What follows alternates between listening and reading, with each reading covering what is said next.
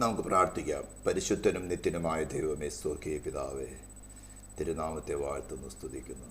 അതേ കർത്താവ്, ഞങ്ങളെ കൈവിടാത്തവനായി, ആദ്യനും അന്ത്യനുമായി, ഞങ്ങളുടെ വീണ്ടെടുപ്പ്, ഞങ്ങളുടെ നീതികളും ഞങ്ങളുടെ രക്ഷയുമായി നീ ഞങ്ങളെ വസിക്കാൻ സ്തോത്രം ചെയ്യുന്നു. സ്വർഗത്തിലും ഭൂമിയിലും സകല അധികാരമുള്ളവനായി നീ ഞങ്ങളെ വസിക്കാൻ സ്തോത്രം ചെയ്യുന്നു. നിന്റെ സ്നേഹത്തിനായി സ്തോത്രം. ഞങ്ങളുടെ ബലഹീനതകൾക്ക് മീതെ നിന്റെ കൃപ കൊണ്ട് കവിഞ്ഞ് തിരുസന്നി ഞങ്ങൾ നിർത്തിയിരിക്കാൻ സ്തോത്രം ചെയ്യുന്നു. കൂട്ടിവരുത്തിയ ഓരോ ജനത്തിനുമായി സ്തോത്രം.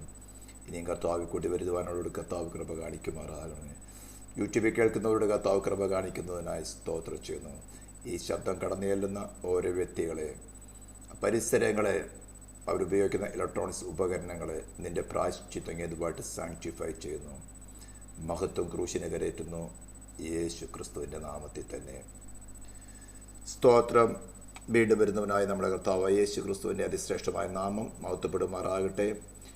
വീണ്ടും ഒരിക്കൽ കൂടെ ഇത് ഏകദേശം 48ാമത്തെ എപ്പിസോഡുമായിട്ടാണ് നമ്മൾ ആയിരിക്കുന്നത്. എല്ലാം നമ്മൾ യൂട്യൂബിൽ അപ്ലോഡ് ചെയ്തിട്ടില്ലെങ്കിൽ തന്നെയും ഒട്ടുമിക്കവാറെല്ലാം തന്നെ യൂട്യൂബിൽ അപ്ലോഡ് ചെയ്തിട്ടുണ്ട്.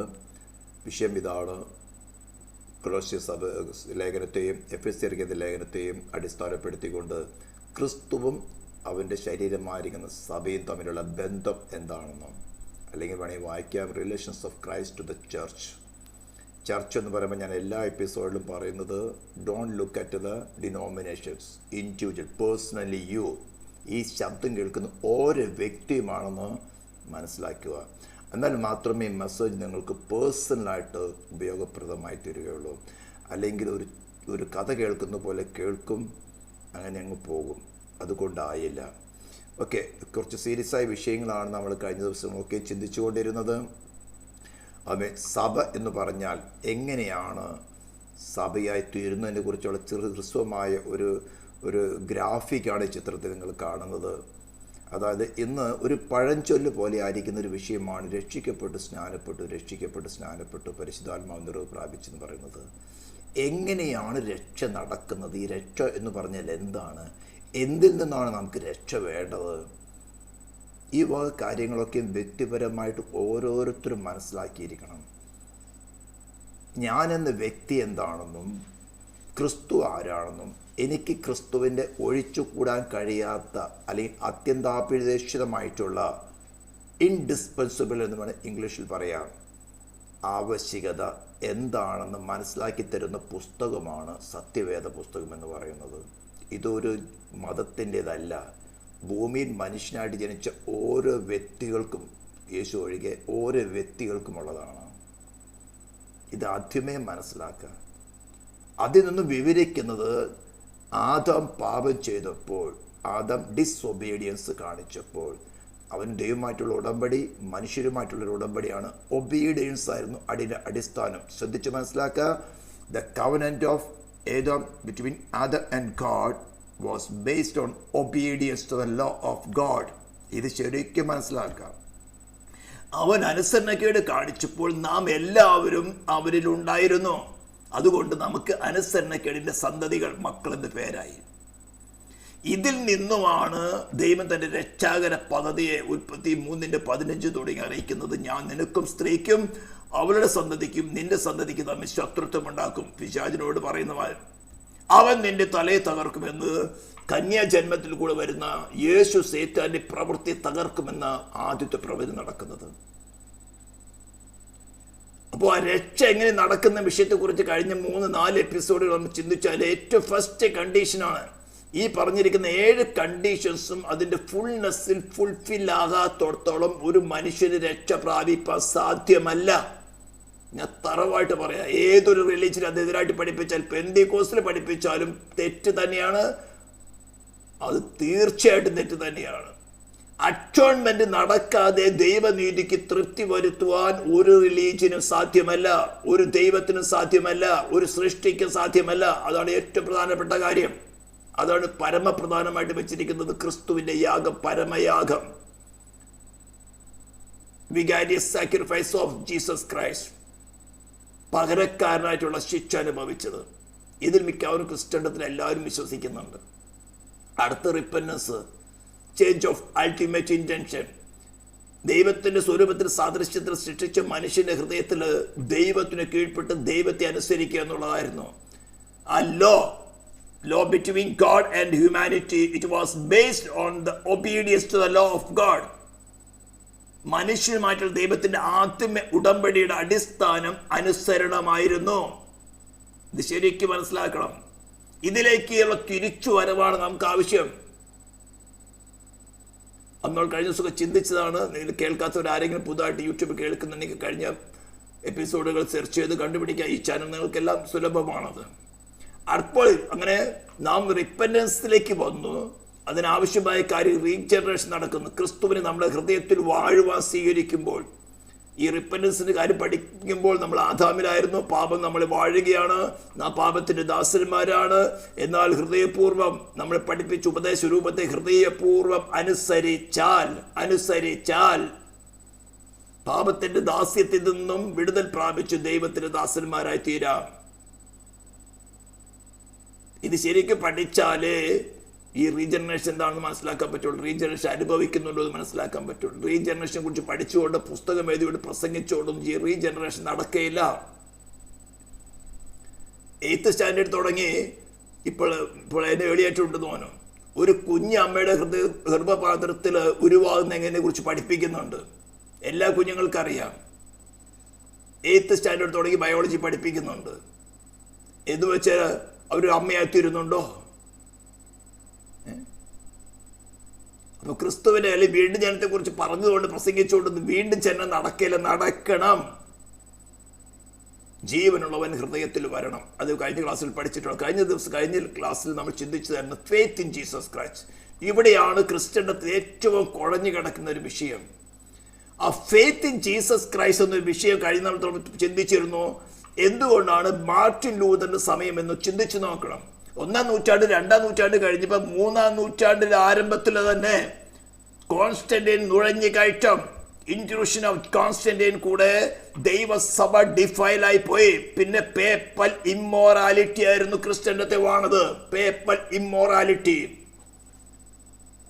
സെക്കൻഡ് ജനറേഷൻ തന്നെ ക്രിസ്തീയ അല്ലെങ്കിൽ ക്രിസ്ത്യാനികളുടെ വിശ്വാസികളുടെ കിട്ടാവുന്നിടത്തോളം പുസ്തകങ്ങളും ലേഖനങ്ങൾ സകലവും കത്തിച്ചു കളഞ്ഞു.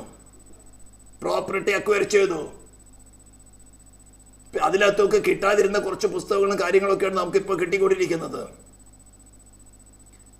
അങ്ങനെ ഇരുന്ന സ്ഥലത്തൊന്നും 1511 16th സെഞ്ചുറിയുടെ ആരംഭഘട്ടത്തിലാണ് ദൈവത്തിന്റെ പരിശുദ്ധാത്മ ശക്തമായിട്ട് പ്രവർത്തിച്ച്. അന്ന് റോമൻ ചർച്ച് എന്ന് പറഞ്ഞാൽ, അല്ലെങ്കിൽ റോമൻ സഭ, അല്ലെങ്കിൽ റോമ മതം, ഇറ്റ്സ് നോട്ട് ക്രിസ്ത്യാനിറ്റി. ഞാൻ ബൈ വേ ഓഫ് ഡിസെപ്ഷൻ എന്ന് പറഞ്ഞുകൊണ്ട് കുറച്ച് വീഡിയോസ് ചെയ്തിട്ടുണ്ട്. അതിനകത്ത് 2 എപ്പിസോഡ് ചെയ്തിട്ടുള്ളതാണ്. റോമൻസ് ആർ നോട്ട് ക്രിസ്ത്യൻസ് എന്ന് പറഞ്ഞുകൊണ്ട്. റോമൻ സഭ അത് വേറൊരു മതം. ഹൈന്ദവ മതം എന്ന് ഇസ്ലാം മതം എന്ന് പറയുന്നത് പോലെ ഒരു മതമേ ഉള്ളൂ. അതിൻ്റെ എല്ലാ ഹിസ്റ്ററികളും ഞാൻ കഴിഞ്ഞൊരു എപ്പിസോഡിൽ പറഞ്ഞിട്ടുള്ളതാണ്. അപ്പോൾ 1500 കാലഘട്ടം എന്ന് പറയുമ്പോൾ ഏറ്റവും പ്രധാനപ്പെട്ട കാര്യം ഇൻഡൽജൻസി കൂടെ, അത് പണം കൊടുത്തൊരു സർട്ടിഫിക്കറ്റ് വാങ്ങിയ പാപക്ഷമ പ്രാപിക്കാം, ന്യായവിധി രക്ഷ പ്രാപിക്കാം.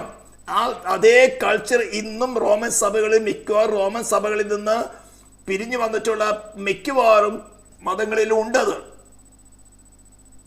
പണം കൊടുത്ത് പാപക്ഷമ പ്രാപിക്കാം. അതിനെ പറയുന്നതാണ് ഇൻഡൽജൻസ്. അതിനെ ബേസ് ചെയ്തിട്ടാണ് മാർട്ടിൻ ലൂതറിന്റെ സമയത്ത് ഒരു 5 സോളസ് പറയുന്നത്. By scripture only, sola scriptura, sola fide, by faith alone. ഇവിടെയാണ് ബൈ ഫെയ്ത്ത് അലോൺ ഇത് കാര്യം കടന്നു വന്നത്.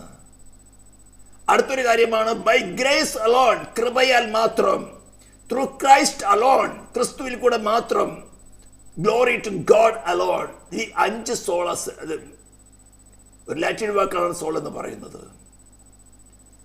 ആ കാലഘട്ടം ഇപ്പോഴുമായിട്ട് മാറ്റി കഴിഞ്ഞാൽ ക്രിസ്തുവിനെ കുറിച്ചുള്ള ചരിത്രം പഠിച്ചിട്ട് അതിനുള്ള വിശ്വാസം എന്ന കാര്യം മാത്രം പിടിച്ചു വച്ചിരിക്കുക.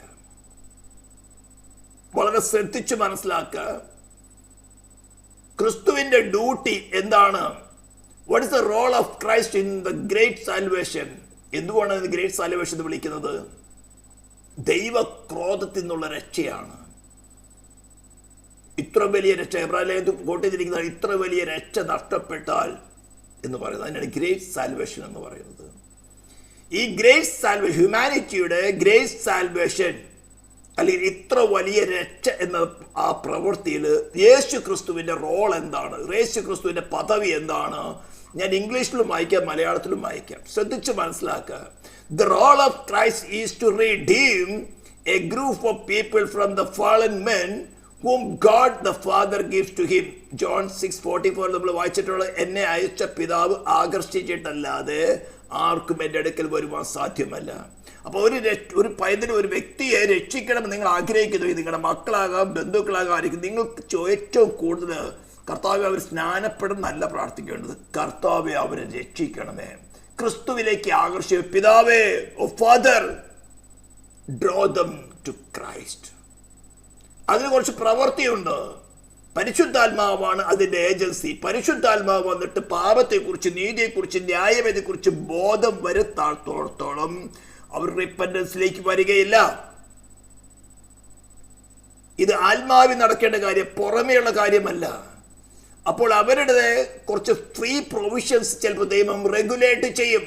അവരെന്തിൽ പിടിച്ചിരിക്കുന്നു, എന്തിനാ അവർ ആശ്രയിച്ചിരിക്കുന്നു, ആ ആശ്രയത്തെ നിഷ്ഫലമെന്ന് അവർക്ക് തന്നെ തോന്നുമാറ് അതിന് ചിലപ്പോൾ ദൈവം ഇല്ലാതെയാക്കും, റെഗുലേറ്റ് ചെയ്യും. എന്തിനാ അവരെ താഴ്ത്തുവാൻ, ഹൃദയം താഴുക. അവിടെ അയ്യോ കർത്താവേ അത് മാറ്റണമെന്ന് പറഞ്ഞാൽ നിങ്ങൾ അവര് രക്ഷ നഷ്ടപ്പെടുത്താൻ വേണ്ടി പ്രാർത്ഥിക്കുന്ന.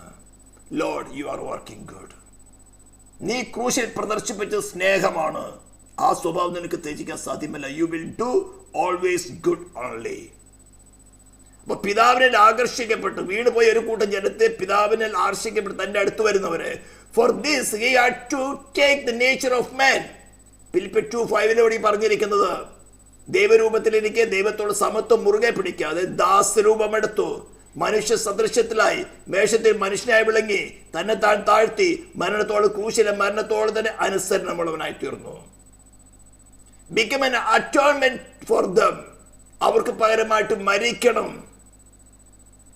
ദൂതന്മാരെക്കാളും താഴ്ന്നവന് അല്പം താഴ്ന്നവനായി യേശു മരണം അനുഭവിച്ചത് കൊണ്ട് എബ്രായർ 2:9 പറഞ്ഞിരിക്കുന്നത്, Make them as one body. ഇവിടെയാണ് പ്രധാനപ്പെട്ട കാര്യം. നമ്മൾ പഠിച്ച വാക്യമാണ്.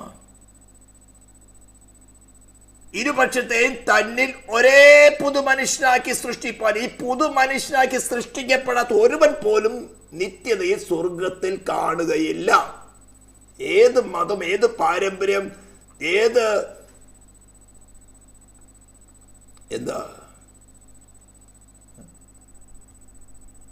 എത്ര വലിയ പാരമ്പര്യം പറഞ്ഞു, കുടുംബ പാരമ്പര്യമല്ല, സമൂഹ പാരമ്പര്യമല്ല, മത പാരമ്പര്യം പറഞ്ഞാലും ഒരു കാര്യമില്ല.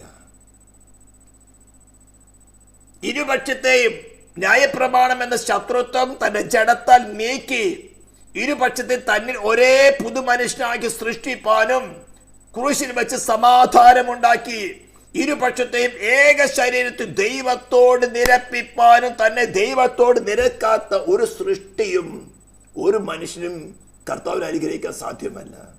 മറ്റെല്ലാ പുറമേയുള്ള കാര്യങ്ങളും സേറ്റാൻ അഭിഷക്തരായവര്, എനിക്ക് അവർക്ക് വേണ്ടി സമയം ചെലവഴിക്കേണ്ട സമയമില്ല. പെന്തിക്കോസ്തിൽ പോലും 99% പ്രസംഗിക്കുന്നത് സോഷ്യൽ വെൽഫെയർ സെന്റർ, ക്രിസ്തുവിന് സോഷ്യൽ വെൽഫെയർ സെന്റർ ആയിട്ടാണ് പ്രസംഗിക്കുന്നത്. നോ, ദൈവക്രോധത്തിൽ നിന്ന് രക്ഷിക്കാനുള്ള ഏക മാർഗം അതാണ്. That's a duty of Christ. മറ്റേതല്ല, മറ്റൊരു യേശുവാണ്. He himself being the head, Colossians 1:8 പറഞ്ഞിരിക്കുന്നത്, അവൻ സഭ എന്ന ശരീരത്തിന്റെ തലയുമാകുന്നു. And then set them apart for God through the agency of the Holy Spirit. പരിശുദ്ധാത്മാവിനാൽ ദൈവത്തിനു വേണ്ടി വേർതിരിക്കുക. ഇതാണ് സാങ്ക്ടിഫിക്കേഷൻ എന്ന് പറയുന്നത്. അതിലാണ് ഏറ്റവും ടഫായിരിക്കുന്ന കാര്യം. നമ്മളുള്ള ഹ്യൂമൻ നേച്ചറിനെ മാറ്റി, അല്ലെങ്കിൽ നമ്മളെ സെൽഫ് ഡിസയേഴ്സിനെ മാറ്റി ദൈവ സ്വഭാവം നമ്മളിൽ കൊണ്ടുവരാൻ നമുക്ക് എങ്ങനെ അറിയുന്നേ? എന്നിലുള്ളത് ഞാനാണോ വാഴുന്നത്? എന്നിൽ ഞാനാണോ വാഴുന്നത്? ക്രിസ്തുവാണ് വാഴുന്നത്. പൗലോസിനെ പോലെ വാക്യം പറഞ്ഞുകൊണ്ട് കാര്യമില്ല. ഞാനല്ല, ക്രിസ്തു അത്രേ എന്നിൽ വാഴുന്നത്. സൺഡേ സ്കൂളിലെ കൊച്ചിനോട് ചോദിച്ചാൽ പറയും.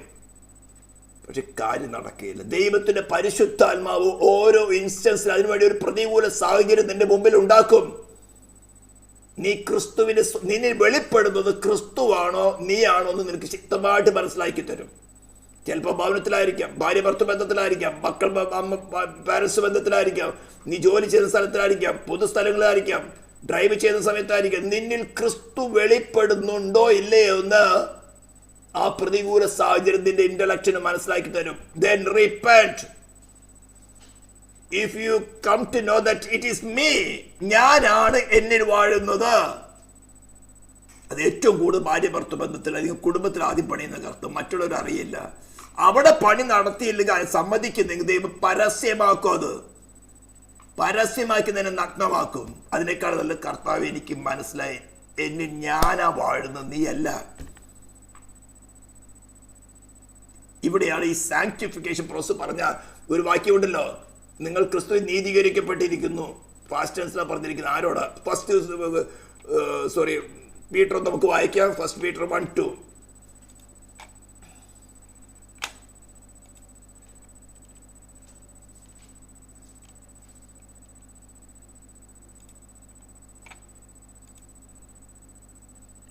ആർക്ക് എഴുതുന്ന ലേഖനം ആദ്യം വായിക്കാം. യേശു ക്രിസ്തുവിന്റെ അപ്പസ്തോലനായ പത്രോസ്, പൊന്തോസിലും ഗലാത്തിയിലും കപ്പദോക്യയിലും ആസിയയിലും ബിഥുനയിലും ചിതറിപ്പാർക്കുന്ന പരദേശികളും പിതാവായ ദൈവത്തിന്റെ മുന്നറിവിനെ ഒത്തവണ്ണം ആത്മാവിന്റെ വിശുദ്ധീകരണം പ്രാപിച്ച്, ഞാൻ പറഞ്ഞു മനസ്സിലായോ?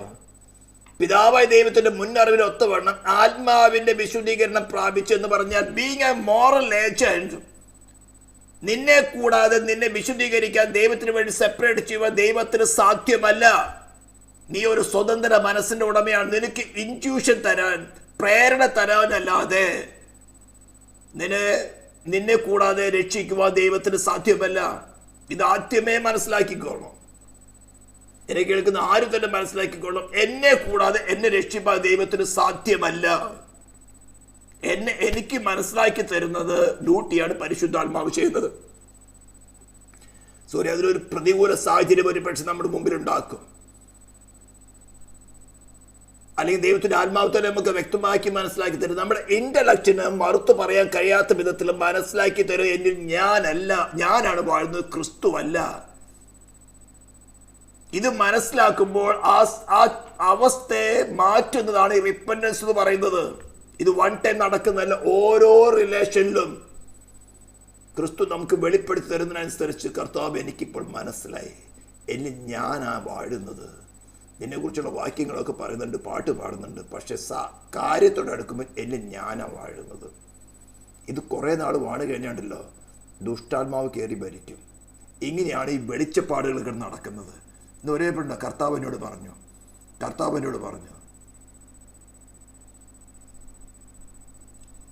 കത്തോലിക്കരും പറഞ്ഞുകൊണ്ട് കർത്താവ് എന്നോട് പറഞ്ഞു.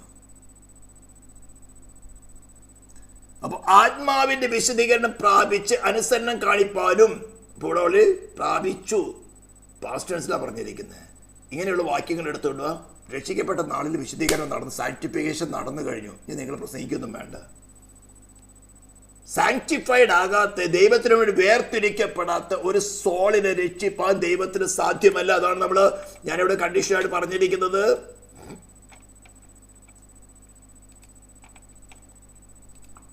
അടുത്ത് വരാൻ പോകുന്നതാണ് ഫെയ്ത്ത് ഇൻ ജീസസ് ക്രൈസ്റ്റ്. അതിനുശേഷം വരാൻ പോകുന്നതാണ് സാങ്ക്ടിഫിക്കേഷൻ എന്ന് ഡീറ്റെയിൽ ആയിട്ട് പഠിക്കുന്ന കാര്യമാണ്. And present them holy to his father as he is holy. യൂദയുടെ ലേഖനം 24 വാക്യം, വീഴാതെ വണ്ണം സൂക്ഷിച്ച് തന്റെ മഹിമാസനത്തില് സന്നിധിയിൽ കളങ്കമില്ലാത്തവരായി ആനന്ദത്തോടെ നിർത്തുവാൻ ശക്തിയുള്ളവന്. വീഴാതെ വണ്ണം സൂക്ഷിച്ച്, ആ വാക്യം കൂടി എടുത്ത് വായിക്കാം. യൂദയുടെ ലേഖനം നിങ്ങൾ ബൈബിൾ എടുത്തിട്ടുള്ളവരാണെങ്കിൽ എടുത്തോളൂ. യൂദയുടെ ഒരു അധ്യായമുള്ളൂ, വേഴ്സ് 24.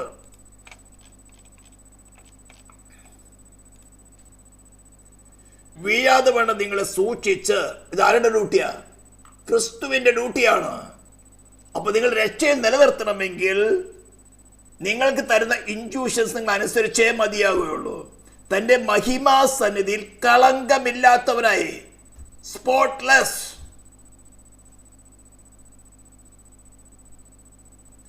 ആനന്ദത്തോടെ, തലകുനിച്ചിട്ടല്ല. എന്നെ കർത്താവേ കർത്താവേ എന്ന് വിളിക്കുന്ന ഏവനുമല്ല. ഞാൻ നിന്നെ ഒരു നാളും അറിഞ്ഞിട്ടില്ലെന്ന അവസ്ഥയിലല്ല അവന്റെ മുമ്പിൽ നിൽക്കേണ്ടത്. തല ഉയർത്തി നിൽക്കത്തക്കവണ്ണം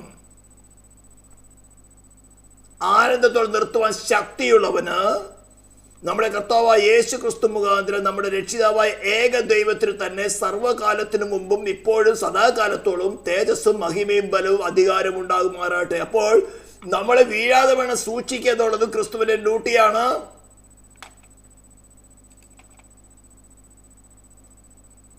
എന്നിട്ടാണ് ഈ ഫൈനൽ ജസ്റ്റിഫിക്കേഷൻ എന്ന് പറയുന്നത്. പ്രൊനൗൺസിങ് ദം ആസ് ജസ്റ്റ്, നീതിമാൻ എന്ന് ആര് പറയണം? ഒരു ഡിനോമിനേഷൻ അല്ല പറയുന്നത്. പോപ്പ് അല്ല, തിരുമേനിമാരല്ല, സെൻട്രൽ പാസ്റ്റർമാരല്ല, ഡിനോമിനേഷന്റെ ഹെഡുകളല്ല. ദൈവസന്നിധിയിൽ പറയണം, ഇപ്പോഴും പറയണം, എന്നും ഏത് മൂവ്മെന്റിലും പറയണം. കർത്താവ് വരുന്ന കാകളതാന്ന് കേൾക്കുമ്പോൾ മാനസാന്തരപ്പെടാൻ പറ്റുകയില്ല, രൂപാന്തരം പ്രാപിക്കാൻ പറ്റുകയില്ല. ഇപ്പോൾ ഈ ശരീരത്തിൽ ഇരിക്കുമ്പോൾ ജസ്റ്റിഫൈഡ് ആകാത്ത ഒരു സോളും അവന്റെ മുമ്പിൽ ജസ്റ്റിഫൈഡ് ആകുകയില്ല. കാകളതാന്ന് കേൾക്കുമ്പോൾ ഇപ്പോൾ എന്തും അറിഞ്ഞിരിക്കുന്നു അത് നഗ്നമായിട്ട് വെളിപ്പെടുകയുള്ളൂ. ഏത് കണ്ണും കാണത്തക്കവണ്ണം വെളിപ്പെടുകയുള്ളൂ. ഏത് കണ്ണ് പറഞ്ഞ് ഭൂമി ജീവിച്ചിരിക്കുന്നവരല്ല, നിത്യത്തിലേക്ക് പ്രവേശിക്കുന്നവര്. അവിടെ തല കുനിക്കാൻ ഇടയാകരുത്. അപ്പൊ ഞാൻ മലയാളത്തിൽ വായിക്കുന്നത്, പിതാവായ ദൈവം വീണുപോയ മനുഷ്യരിൽ നിന്ന് അവന് നൽകുന്ന ഒരു കൂട്ടം ആളുകളെ വീണ്ടെടുക്കുക എന്നതാണ് ക്രിസ്തുവിന്റെ ധർമ്മം, അല്ലെങ്കിൽ ഡ്യൂട്ടി, അല്ലെങ്കിൽ റോൾ എന്ന് പറയുന്നത്. ഇതിനായി അവൻ മനുഷ്യ സ്വഭാവം സ്വീകരിക്കേണ്ടി വന്നു. അവർക്ക് വേണ്ടി ഒരു പ്രായശ്ചിത്തമായി മാറി അവരെ ഒരു ശരീരമാക്കി മാറ്റുന്നു. അവിടെ അവൻ തന്നെ തലയാണ്. പരിശുദ്ധാത്മാവിന്റെ ഏജൻസിയിൽ കൂടെ അവരെ ദൈവത്തിനായി വേർതിരിക്കുകയും വിശദീകരണം എന്ന് വിളിക്കുന്നു. അന്തിമ നീതീകരണത്തിനായി final justification. The last moment Lord God has to proclaim this particular man is just to stand with me. യോശുവെ അവന്റെ വസ്ത്രത്തിന്മേൽ പുള്ളിയുണ്ടെന്ന് പറഞ്ഞുകൊണ്ട് സേറ്റാൻ കുറ്റപ്പെടുത്തി. ദൈവസന്നിധിയില സാത്തോനെ മത്സരിച്ച് പറഞ്ഞ് വസ്ത്രം മാറ്റി കൊടുക്കാൻ പറഞ്ഞു. ബാബേൽ പ്രവാസത്തിൽ കടന്നു വന്നതാണ്. കുറ്റം ചുമത്താൻ സേറ്റാൻ കാര്യമുണ്ട്. മോശയുടെ ശരീരത്തിനു വേണ്ടി സേറ്റാൻ വാദിച്ചു. ദൈവത്തിന്റെ പ്രമാണം മാറ്റിയിട്ട് ഒരുവനെയും നല്ലതെന്ന് പറഞ്ഞ് രക്ഷിക്കുക സാധ്യമല്ല. ആദ്യമേ മനസ്സിലാക്കണം, ദൈവത്തിന്റെ സദ്ഗുണങ്ങളിൽ ഏറ്റവും പ്രധാനപ്പെട്ട കാര്യമാണ് ഹി ഈസ് ജസ്റ്റ്. അതിനു വേണ്ടിയാണല്ലോ അവൻ യാഗമായി തീർന്നത്. അത് വലിയ സബ്ജക്റ്റുകളാണ്, അത് വിവരിക്കാൻ പോകുന്നില്ല. അന്തിമ നീതീകരണത്തിനായി, അതായത് അവനോടൊപ്പം നിൽക്കാൻ അവരെ നീതിമാന്മാരായി ഉച്ചരിക്കുകയും ചെയ്യുന്നു. അവൻ വിശുദ്ധനായിരിക്കുന്നത് പോലെ അവരെ തന്റെ പിതാവിന് സമർപ്പിക്കുകയും വേണം. ഈ മുഴുവൻ പ്രക്രിയയും രക്ഷ എന്ന് വിളിക്കുന്നു. ഇതെല്ലാം പൂർണ്ണമായി പൂർത്തീകരിച്ചാലേ രക്ഷിക്കപ്പെട്ടു എന്ന് പറയാൻ പറ്റുള്ളൂ. അപ്പൊ രക്ഷിക്കപ്പെട്ടു, സ്നാനപ്പെട്ടു എന്നുള്ള പഴഞ്ചൊല്ല് ഈ ശബ്ദം കേൾക്കുന്ന, അറ്റ്ലീസ്റ്റ് ഈ ശബ്ദം കേൾക്കുന്ന കുറച്ചു പേരെങ്കിലും കാണുന്നുള്ളെങ്കിലും അവിടെ വായിന്ന് മാറിപ്പോട്ടെ. ഈ പ്രോസസ്സുകൾ നടന്ന്, ഇതാണ് ക്രിസ്തു എന്ന വാക്കിന്റെ, അല്ലെങ്കിൽ അനോയിന്റ്, ക്രിസ്റ്റോസ്, അഭിഷിക്തൻ, ഓതറൈസ്ഡ് വൺ എന്നതിന്റെ അർത്ഥം. That is Christ. ഇത് അവന്റെ ഡ്യൂട്ടിയാണ്. ഒടുക്കത്തെ നാളിൽ ഉയർത്തെഴുന്നേൽപ്പിക്കത്തക്കവണ്ണം നമ്മളെ ദൈവത്തിനായി വേർതിരിക്കുക. ഇതാണ് സുവിശേഷത്തിന്റെ ക്രീം എന്ന് പറയുന്നത്. ഇനി ഇതിനൊരു വിശദീകരിക്കുന്ന കാര്യമാണ് പോള് റോമാലേഖനം 7-ാം അധ്യായത്തിൽ പറയുന്നത്. ഞാൻ അതുകൂടി ഒന്ന് വിശദീകരിച്ചിട്ട് ലഘുവായിട്ട് നിർത്താം. ഇത് പല പ്രാവശ്യം കേട്ടിട്ടുള്ളവര് വീണ്ടും കേൾക്കുക, ദീർഘക്ഷമയോടിരുന്ന് മനസ്സിലാക്കുക. റോമാലേഖനം 7-ാം അധ്യായം ആരംഭിക്കുന്ന പുസ്തകം എടുത്തിട്ടുള്ളവരെ എടുത്ത് നോക്കിയിരുന്നോളൂ. വായിക്കുന്നത് ഇങ്ങനെയാണ്: സഹോദരന്മാരെ എന്ന് പോള് അഭിസംബോധന ചെയ്യുമ്പോൾ ആരോടത് പറയുന്നത്? ജൂസിനോടാണ് പറയുന്നത്. അപ്പൊ പോപ്പുമാര് ക്ലെയിം ചെയ്തതുപോലെ റോമ അവന്റെ കീഴിലല്ലായിരുന്നു. അവിടെ സിനഗോഗുകൾ ഉണ്ടായിരുന്നു, ജ്യൂസ് ഉണ്ടായിരുന്നു. ജ്യൂസിൽ നിന്ന് മാനസാന്തരപ്പെട്ടത് സഹോദരന്മാരുണ്ടായിരുന്നു. അവരോടാണ് പറയുന്നത്, ന്യായപ്രമാണം അറിയുന്നവരോടല്ലോ ഞാൻ സംസാരിക്കുന്നത്. ലോ അറിയുന്നവരോടല്ല ഞാൻ സംസാരിക്കും. അപ്പോൾ ലോയുമായിട്ടൊരു റിലേഷൻ, ഒരു കാര്യം വിശദീകരിക്കുകയാണ്. മനുഷ്യൻ ജീവിച്ചിരിക്കും കാലത്തൊക്കെയും ന്യായപ്രമാണത്തിന് അവന്റെ മേൽ അധികാരമുണ്ടെന്ന് നിങ്ങൾ അറിയുന്നില്ലയോ? അപ്പൊ ന്യായപ്രമാണത്തിൽ ഒരു ഭർത്താവിനെ പോലെയും ന്യായപ്രമാണത്തിൽ ഉൾപ്പെട്ടിരിക്കുന്ന മനുഷ്യരെ ഒരു ഭാര്യയെ പോലെയും കണക്കിടുകയാണ്. ശ്രദ്ധിച്ച് മനസ്സിലാക്കുക. ന്യായപ്രമാണത്തെ ഒരു ഭർത്താവിനെ പോലെയും, അതായത് മോശയ്ക്ക് കൊടുത്തിരുന്ന ന്യായപ്രമാണം അല്ലെങ്കിൽ പഴയ നിയമത്തിന്റെ ഉടമ്പടിയുടെ ബേസിക് കണ്ടീഷൻസ്, പുറപ്പാടിന്റെ പുസ്തകം 24-ാം അധ്യായത്തില് ലോ മുഴുവൻ വായിച്ചു കേൾപ്പിച്ചോ ഞങ്ങൾ അനുസരിച്ച് നടന്നുകൊള്ളാം എന്ന് ദൈവസന്നിധിയിൽ അവർ പറഞ്ഞ് രക്തമെടുത്ത് പുസ്തകത്തിന്മേലും ജനത്തിന്മേലും തെളിച്ച് നിങ്ങൾ ദൈവമായിട്ട് ചെയ്ത ഉടമ്പടി എന്ന് പറഞ്ഞുകൊണ്ട് സീൽ ചെയ്തത്. അതാണ് ന്യായപ്രമാണം എന്ന് പറയുന്നത്. അപ്പൊ ആ ന്യായപ്രമാണത്തിൽ ഭർത്താവ് എന്ന രീതിയിലും ന്യായപ്രമാണത്തിന് കീഴിലിരിക്കുന്ന ജനത്തെ ഭാര്യ എന്ന രീതിയിൽ ഉപമിക്കുകയാണ്. എന്നിട്ട് പറയാണ്, ഈ ഭർത്താവ് ജീവിച്ചിരിക്കുന്നിടത്തോളം ഈ ഭാര്യയുടെ മേല് അധികാരമുണ്ടെന്ന് നിങ്ങൾ മനസ്സിലാക്കുന്നില്ലയോ? അതായത് ന്യായപ്രമാണത്തിൽ കീഴിലുള്ളവരോട് പറയുകയാണ്, ന്യായപ്രമാണം ഇരിക്കുന്നിടത്തോളം നിങ്ങൾ ഈ ന്യായപ്രമാണത്തിന് വിധേയപ്പെട്ടിരിക്കുന്നു. ശരിക്കും മനസ്സിലാക്കുക. എന്നിട്ട് 7-ാം അധ്യായത്തിൽ 1-ാം വാക്യം തുടങ്ങി 4-ാം വാക്യം വരെ പോൾ വിശദീകരിക്കുന്നു. അതിനുശേഷം 7-ാം അധ്യായത്തിന്റെ അവസാനം വരെ വിശദീകരിക്കുന്ന ഒരു സബ്ജക്റ്റാണ് ഈ പാപം അകത്തിരിക്കുന്ന മനുഷ്യന്റെ മുമ്പിൽ ന്യായപ്രമാണം കൊണ്ടുവന്നപ്പോൾ, ലോ കൊണ്ടുവന്നപ്പോൾ പാപം തലയെടുത്ത് പത്തിപ്പൊക്കാൻ തുടങ്ങി. മോഹിക്കരുതെന്നൊരു കൽപ്പന കൊടുക്കാതിരുന്നെങ്കിൽ യാതൊരു പ്രശ്നമില്ലായിരുന്നു. പാപം ചെയ്യാൻ അവസരമില്ല. കൽപ്പനയുടെ ലംഘനമാണല്ലോ പാപം. അപ്പൊ ന്യായപ്രമാണം ഇല്ലാതിരുന്ന സമയത്ത് പാപം സൈലന്റ് ആയിട്ടിരിക്കുകയാണ്. എന്നാൽ ന്യായപ്രമാണം കൊടുത്തപ്പോൾ അകത്തിരിക്കുന്ന പാപം ഈ ന്യായപ്രമാണം എന്ന നല്ല കാര്യത്തെ ഉപയോഗിച്ചുകൊണ്ട് അതിന് ലംഘനം നടത്തി മനുഷ്യനെ മരണവിധേയരാക്കി തീർത്തു. മനസ്സിലാവുന്നുണ്ട് ഇത്രയോ? പാപത്തെ മനുഷ്യനിൽ അടക്കി വാഴുന്ന, മനുഷ്യരെ ഏതൻ തോട്ടം തുടങ്ങി അടക്കി വാഴുന്ന, അല്ലെങ്കിൽ അനുസരണക്കേടിന്റെ മക്കളെ അടക്കി വാഴുന്ന പാപം എന്ന ശക്തി, പാപപ്രവൃത്തിയല്ല, പാപം എന്ന പവർ, വോൾ ഹ്യൂമാനിറ്റിയെ അടക്കി വാഴുന്ന പാപം എന്ന ശക്തിയെ അവരാണ് പാപം എന്ന് വിളിക്കുന്നത്. പാപപ്രവൃത്തി വേറെ, പാപം എന്ന ശക്തി വേറെ. പാപം എന്ന ശക്തി മനുഷ്യർ ഉപയോഗിച്ചുകൊണ്ട് ചെയ്യുന്ന പ്രവർത്തികളാണ് പാപപ്രവർത്തികൾ. ഇന്ന് ഈ പാപപ്രവർത്തികളെ ചെയ്യരുത്, അങ്ങനെ ചെയ്യരുത്, ഇങ്ങനെ ചെയ്യരുത്, അത് ചെയ്യരുത്, ഇത് ചെയ്യരുത് പറഞ്ഞത് മൊറാലിറ്റിയാണ്, ലീഗലിസമാണ്. അത് പെന്തക്കോസ്തിൽ കടന്നുപോയി.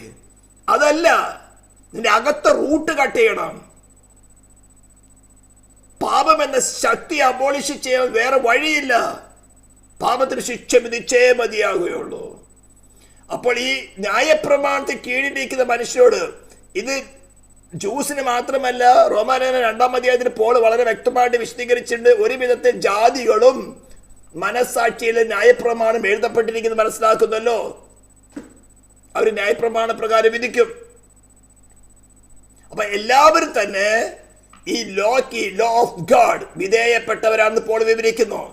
ഈ വിധേയപ്പെട്ടവരായി മനുഷ്യൻ പാപം അവരിൽ വസിക്കുന്നിടത്തോളം എപ്പോൾ ദൈവസന്നിധിയിലേക്ക് ചെന്നാലും അവന്റെ സെൽഫ് ഡിസയറിനെ സാധിക്കാനാണ് ചെല്ലുന്നത്. സ്വർഗത്തിൽ പോകാനുള്ള മോഹമുണ്ടായി പാപത്തിന് ശിക്ഷ കൊടുക്കാതെ, പാപത്തെ മാറ്റാതെ ദൈവത്തിന് സ്വർഗത്തിൽ നരകത്തിൽ നിന്ന് രക്ഷപ്രാപിക്കാൻ സാധ്യമല്ല. ശരിക്കും മനസ്സിലാക്കുക. പാപത്തിൽ നിന്ന് ഒരു വ്യക്തിയെ രക്ഷിക്കാതെ ആ വ്യക്തിയെ നരകത്തിൽ നിന്ന് രക്ഷിപ്പാൻ ദൈവത്തിന് സാധ്യമല്ല. കാരണം എന്താ? അവൻ ഡിസോബീഡിയൻസ് ചെയ്യുകയുള്ളൂ. അപ്പോൾ ഏതൊരു വ്യക്തിയും ദൈവസ്ഥലിൽ ഏതൊരു വിഷയമായി ചെന്നാലും അവന്റെ സെൽഫിന്റെ ഗ്രാറ്റിഫിക്കേഷന് വേണ്ടിയാണ് ചെല്ലുന്നത്. എന്നാൽ ലോ എന്താ പറഞ്ഞത്? നോ, നീ എൻ്റെ അടുത്ത് വരുന്നത് നിന്റെ സ്വയ ഇച്ഛയെ സാധിപ്പിച്ച് കിട്ടുവാൻ വേണ്ടിയാണ്. നിനക്ക് യഥാർത്ഥ സ്നേഹമില്ല, നിന്നിൽ പാപം പാപം പാപം പാപം വാഴുകയാണ്. അങ്ങനെ മനുഷ്യൻ അവശപ്പെട്ടു പോവുകയാണ്. അവസാനം മരണത്തിന് സമ്മതിക്കുമ്പോഴാണ് ദൈവപുത്രൻ വെളിപ്പെടുന്നത്. കാലസമ്പൂർണതയിൽ, ശരിക്കും മനസ്സിലാക്കുക, കാലസമ്പൂർണതയിൽ സ്ത്രീയിൽ നിന്ന് ജനിച്ചവനായി, ന്യായ പ്രമാണത്തിൽ കീഴിൽ ജനിച്ചവനായി വന്നത്. അങ്ങനെ 33 തിരുവയസ്സ് ഭൂമിയിലായിരുന്നു. ആ പാപം അറിയാത്തവന് നാം ക്രിസ്തുവിൽ, അവനിൽ ദൈവത്തിന്റെ നീതിയാകേണ്ടതിന് അവനെ പാപമാക്കി. He become the sin. ആ പാപത്തിനാണ് ദൈവം ക്രൂശിന്മേൽ ശിക്ഷ കൊടുക്കുന്നത്. ക്രൂശിൽ കിടക്കുന്ന ദൈവപുത്രനല്ല, ഇമ്മാനുവേലല്ല, മനുഷ്യപുത്രനല്ല, പാപം, മാനവജാതി അടക്കി വാഴുന്ന പാപം. റോമാലേഖനം 8:3 പറയുന്നത്, ന്യായപ്രമാണത്തിന് കഴിയാതിന് സാധിപ്പാൻ ദൈവം തന്റെ പുത്രനെ പാപജഡത്തിന് സാദൃശ്യത്തിലും പാപനിമിത്തം അയച്ചു. പാപത്തിന് ജഡത്തിൽ ശിക്ഷ വിധിച്ചു, ക്രിസ്തുവിന്റെ ശരീരത്തിൽ ശിക്ഷ വിധിച്ചു. അടുത്ത കാര്യമാണ്, ജഡത്തെ അല്ല ആത്മാവിനെ അത്ര അനുസരിച്ച് നടക്കുന്ന നമ്മിൽ ദൈവത്തിന്റെ നീതി നിവർത്തിയാകേണ്ടത്. The soul that sinneth shall die. പാപം ചെയ്ത് ദേഹി മരിക്കണം. ആർക്കാ? ക്രിസ്തുവിൽ വിശ്വസിക്കുന്നവന്. അപ്പോൾ പാപത്തിന് ഈ ന്യായപ്രമാണത്തിന് കീഴിലുള്ള ഏതൊരു വ്യക്തിയും ദൈവത്തിന്റെ അടുത്തേക്ക് വരുമ്പോൾ ലോ പറയുന്നത് നോ നോ നോ, നിനക്ക് ആക്ച്വൽ ലവ് ഇല്ല, ആക്ച്വൽ സ്നേഹമില്ല, നീ റിപ്പന്റ് ചെയ്തിട്ടില്ല, നിന്റെ കാര്യം സാധിച്ചു കിട്ടാണ് വരുന്നത്. പക്ഷെ ദൈവരാജ്യത്തിന്റെ നിയമം അതല്ല, ഡിസ്ഇൻട്രസ്റ്റഡ് ലവ് ആണ്.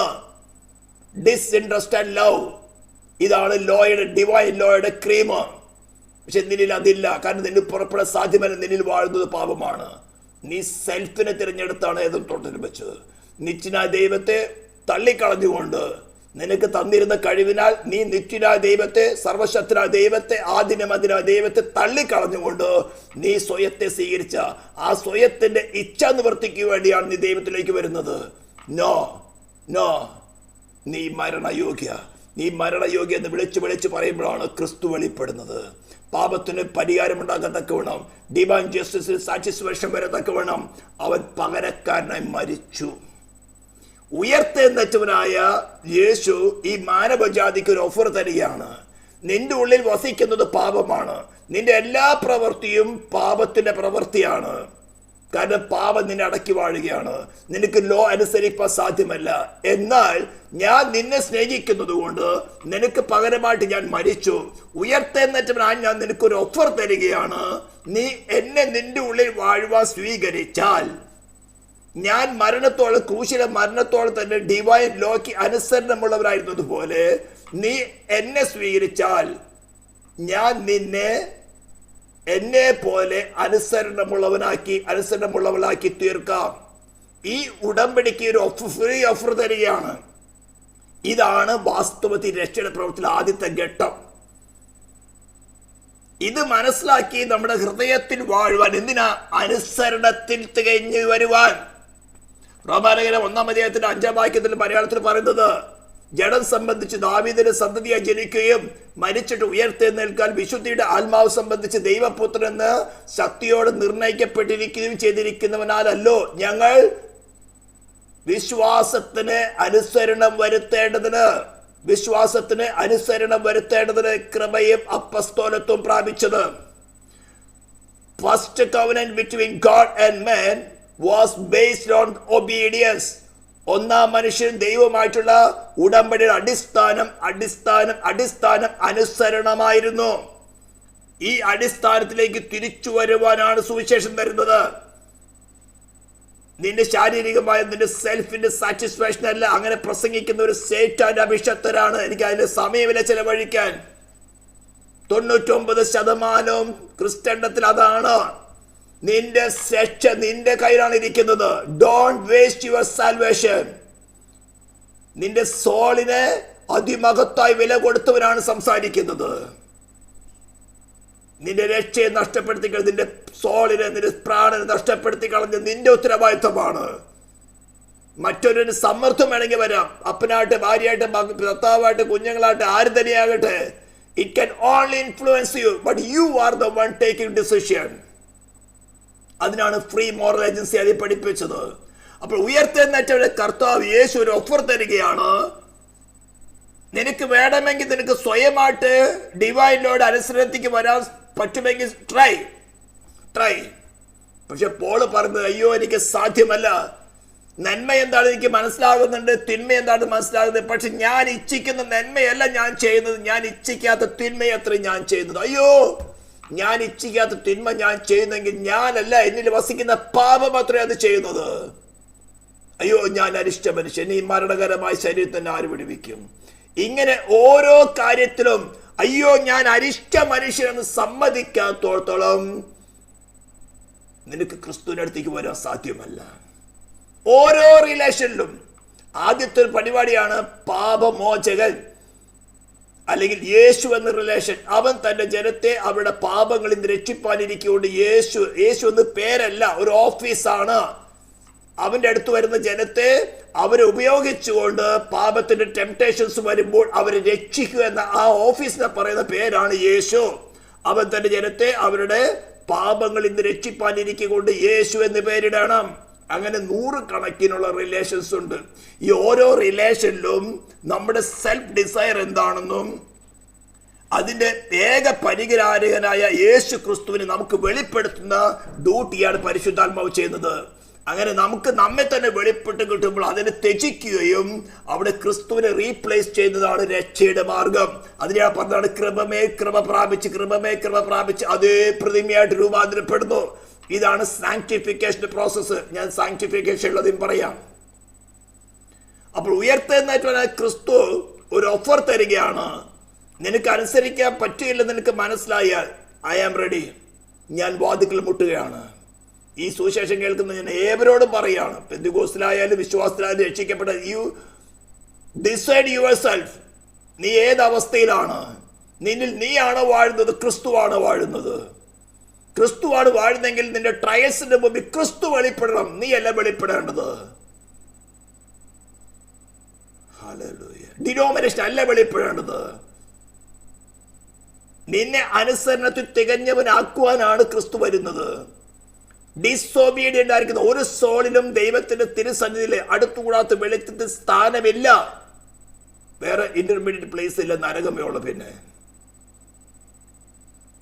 ആ ഓഫർ തരുന്നവനെ ഹൃദയത്തിൽ വാഴുവാൻ സ്വീകരിച്ചു. അതുകൊണ്ട് പറയുന്നത് അവനെ കൈക്കൊണ്ട് അവന്റെ നാമത്തിൽ വിശ്വസിക്കുന്ന ഏവർക്കും വിശ്വസിക്കുക എന്ന് പറഞ്ഞ് ആശ്രയിക്കുക.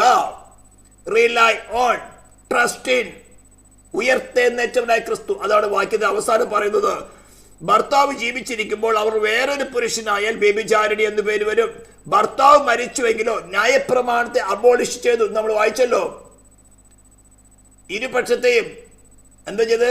ചട്ടങ്ങളും കൽപ്പനകളുമായിരുന്ന ന്യായപ്രമാണ ശത്രുത്വം തന്റെ ജഡത്താൽ നീക്കി.